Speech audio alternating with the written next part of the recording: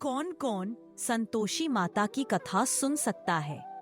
महिलाएं, विशेष रूप से विवाहित महिलाएं इसे शुक्रवार को व्रत के साथ करती है।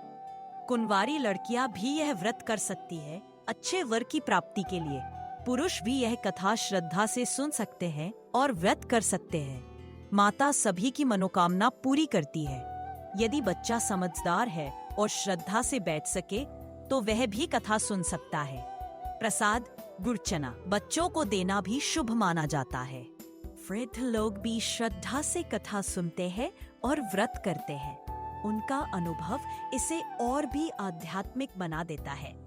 इस रक्षा करने से कुछ नियमों का पालन करें। शुद्धता रखें, शरीर और स्थान की पवित्रता का ध्यान रखें। खट्टी चीजें ना खाएं।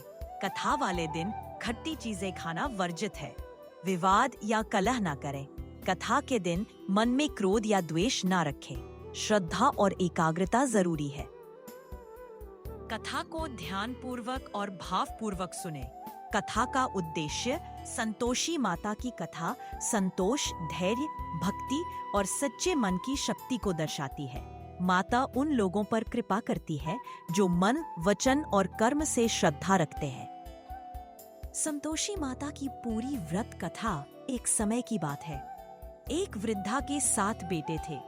6 बेटे कमाकर लाते और माँ को पैसे देते। माँ उनका बड़ा आदर सत्कार करती, लेकिन छोटा बेटा न तो कुछ कमाता था न कोई काम करता था। वह माँ के कामों में हाथ बटाता, इसी कारण माँ उसे ताना मारती थी। उसकी पत्नी छोटी बहू बहुत धर्मपरायण और सहनशील थी। वह जेठानियों की बातें सहती लेकिन कभी पलटकर जवाब नहीं देती। सास और जेठानियां उसे ताने मारती और पेट भर खाना भी नहीं देती। एक दिन दुखी होकर वह मंदिर गई और वहां एक साधु महाराज से मिली। उसने अपने दुख की बात कही। साधु ने कहा, बेटी, तुम संतोषी माता का व्रत करो। माता बहुत जल्दी प्रसन्न होती है। शुक्रवार को व्रत रखो, कथा सुनो और गुड़ चने का भोग चढ़ाओ।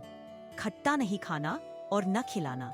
16 शुक्रवार तक व्रत करो, सब कष्ट दूर हो जाएंगे। उस दिन से बहू ने व्रत शुरू किया। वह सच्चे मन से पूजा करती और सास से छिपकर कथा सुनती। धीरे धीरे संतोषी माता प्रसन्न हुई। इधर उसका पति नौकरी की तलाश में एक नगर गया। वहां राजा ने उसे अपनी सेवा में रख लिया। वह अपनी बुद्धिमानी और ईमानदारी से राजा का विश्वास पात्र बन गया। राजा ने उसे बहुत सा धन, वस्त्र और घोड़ा हाथी देकर विदा किया। पति पहले अपनी माँ के पास गया। माँ और भाइयों ने उसका सारा धन अपने पास रख लिया और उसकी पत्नी को खबर भी नहीं की। बहू दुखी होकर मंदिर गई और माता से प्रार्थना की। रात को माता ने उसे स्वप्न में बताया कि उसका पति आ चुका है।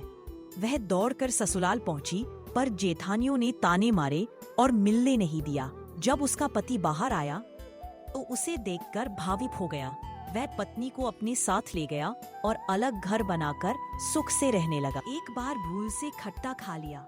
एक शुक्रवार को उसकी जेठानी ने जलनवश खट्टी चीजें प्रसाद में रख दी, जिससे माता नाराज हो गई। पति को नौकरी से निकाल दिया गया। व्यापार ठप हो गया। बहू को गलती का एहसास हुआ। उसने फिर पूरी श्रद्धा से व्रत किया और खट्टे पदार्थों से दूर रही। माता प्रसन्न हुई और फिर से उसका जीवन सुखमय हो गया। कथा का संदेश: जो श्रद्धा से संतोषी माता का व्रत करते हैं, उनके जीवन से दुख, दरिद्रता और क्लेश समाप्त हो जाते हैं।